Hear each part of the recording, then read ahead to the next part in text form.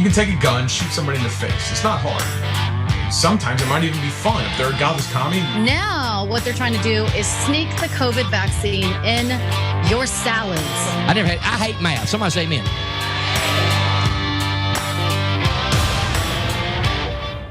Shut up! Shut your mouth! You didn't harass me! Get the come on. Come first. And I'm going to police report as soon as goddamn comes. Let's go, man. No! I wait for the cops. You're going to call 911. And I'm going to get sent to a goddamn hospital for harassment. Let's go. No, I'm waiting for the cops. You get the cops. I'm suing you. I'm personally suing your ass. For harassing somebody. Lady, let me tell you something. Keep using that word. You're not going to be living long outside. Oh, I always had another threat with the Greyhound bus. Another threat? 2 threats for that one and that one? Oh, I don't think so. I'm going to get a free ride back to Fort Lauderdale on this. Not from here. Oh, watch me. Get the cops here. Watch me.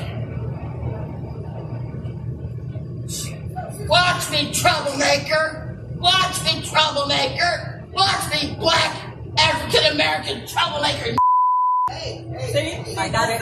See? Listen. Let's go. Let's go. Oh, you get the cops. Let's go. You get the cops here. Let's go. You get the goddamn cops. Come on. Oh, no. I wouldn't know her. I'm pissed now. I'm pissed. I'm suing this company. I am suing you royally. Each and every one of you for harassing me. And that woman, I didn't have anything to eat yet. Oh, no. Forget the goddamn. I know. I'm sure you're going down. I know. Oh, you're going down. Big time you're going down. These people with their racist antics, they always just really want to plant themselves somewhere. They want to say, hey, I should be able to stay here, subject you to racist harassment and mistreatment, and you should be able to do absolutely nothing about it. That sense of entitlement, it's as appalling as these individuals are. And especially how it seems that she's definitely the aggressor here, yet she purports to be the victim. This thought of, you're not going to treat me this way, this is unacceptable, yet I'm going to hurl these racial slurs at you. And then also being in a public place. This is I actually say this is a private place. This is a private business. Greyhound doesn't necessarily have to let you stay there. Greyhound can ask you to leave. Yeah, I understand that it's to some extent a public accommodation, but that still doesn't take away that private element of the fact that you have to act according to their rules. You can't just be acting up and remain in that place without any kind of regard and act with impunity. It just doesn't happen. Yet nobody really gave these individuals a heads up on how our society works because they've been enjoying privilege for way too long and the rules don't seem to apply to them. Ben.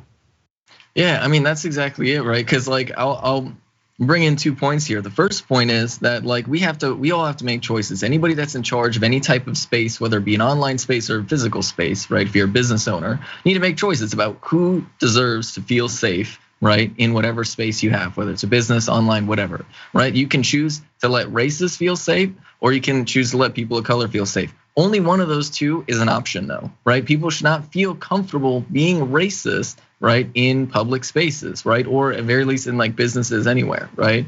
And then we'll add another layer to this though, which is the sort of psychological violence that happens in a racist society like ours, where we enforce this idea, sometimes with physical violence in the case of police officers and things like that, where people of color are expected to put themselves in the minds of all the white people around them and constantly be thinking from their perspective, right?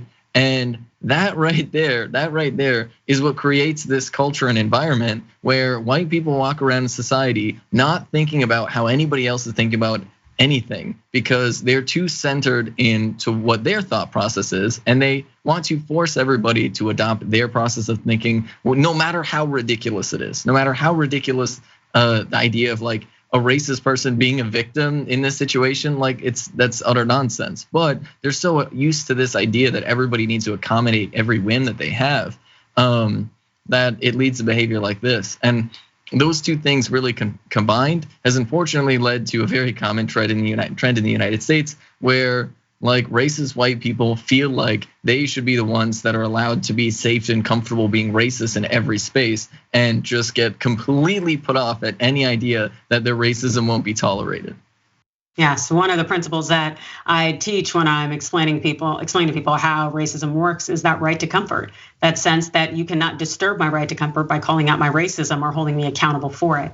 And that is something that is commonly held among white people, unfortunately, in the culture. And there are only now we're seeing glimpses of change where people are being forced to confront their racism, their behavior, the things that they have internalized due to white supremacy for so long. And the thing is, we need more people to confront that.